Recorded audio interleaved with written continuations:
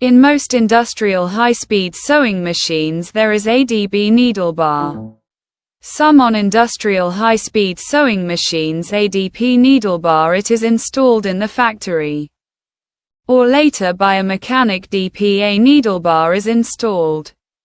They hope that heavy duty for sewing heavy material strong needle attachment. DP needles are thicker than DB needles. DP has a needle bar. DP needle mounted also from a sewing machine. Soft fabric, like stretchy fabric, any fabric can be sewn.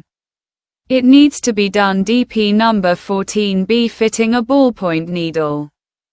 Use a DP ballpoint size 14 needle if you are sewing a regular soft fabric.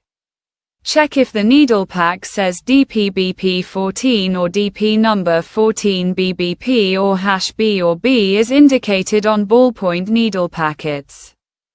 To know more about the types of needles, watch the video that introduces the types of needles that I uploaded earlier. Sew very heavy material.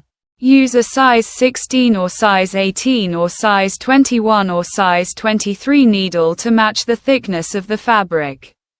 For an industrial high-speed sewing machine with a DP needle bar, DP number 14B can be approved for normal use, except in special cases.